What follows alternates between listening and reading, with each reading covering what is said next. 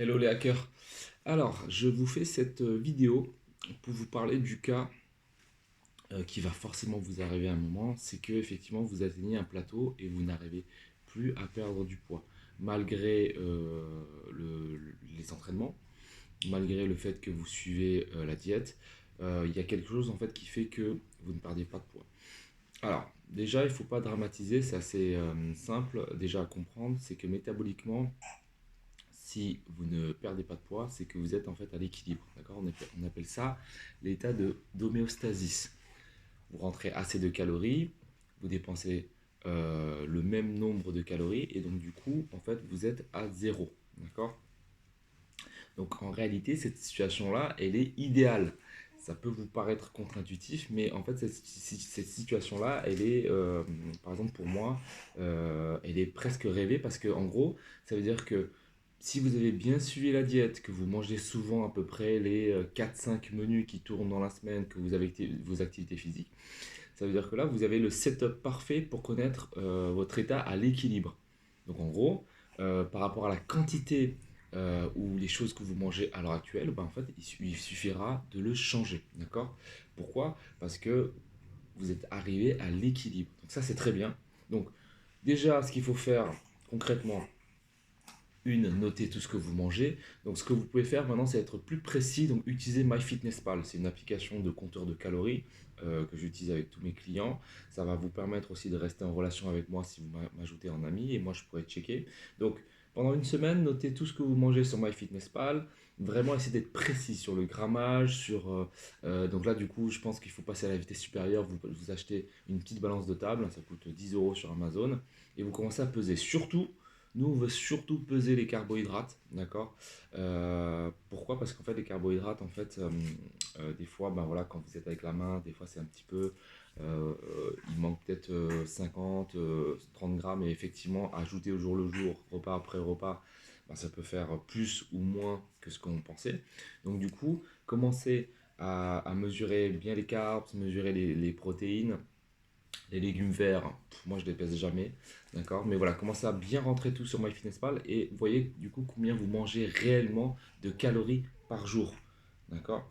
Une fois que vous avez ce chiffre, évidemment vous le notez et il faut que vous considérez du coup que ce chiffre-là, par rapport aux activités que vous faites actuellement, il vous met à zéro, à l'équilibre, d'accord. Donc si vous vous entraînez 3 fois par semaine et que vous mangez, je ne sais pas, 1700 calories et que vous ne perdez pas de poids depuis une, deux, trois semaines, c'est qu'en fait 1700 calories, c'est le nombre de calories qu'il vous faut pour être en homéostasis. Donc pas de déficit, pas de surplus, d'accord.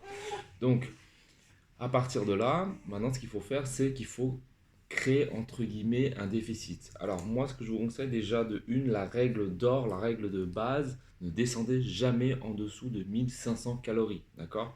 Il faut savoir qu'une femme qui n'est pas forcément active, qui a entre 25 à 40 ans, généralement elle a besoin de 1500 calories. Donc imaginez, voilà, si vous êtes un homme ou si vous êtes une femme active et que vous commencez à manger en dessous de 1500 calories, bah là, vous n'allez pas y arriver parce qu'en gros, effectivement, si vous descendez en dessous de 1500, vous allez effectivement perdre du poids dans un premier lieu, mais après, votre métabolisme va s'adapter et il va commencer, lui, en fait, à downgrader, d'accord. Il va commencer à revenir à la version précédente, là, il va plus faire d'update, d'accord. Et donc, qu'est-ce qui se passe? Il va downgrader et donc du coup, au lieu de consommer 1500 calories, il va vous faire consommer 1200, ainsi de suite. Il va vraiment se replier sur lui-même comme ça, et essayer de survivre parce qu'on lui donne de moins en moins de calories, donc lui, il va s'adapter en fait. C'est aussi simple que ça. Donc ne descendez jamais en dessous de 1500. Donc, ça, c'est la première chose. Donc, la deuxième chose, maintenant, c'est qu'il faut jouer, alors, soit effectivement sur une centaine, voire une petite 200 de calories, ça suffit largement.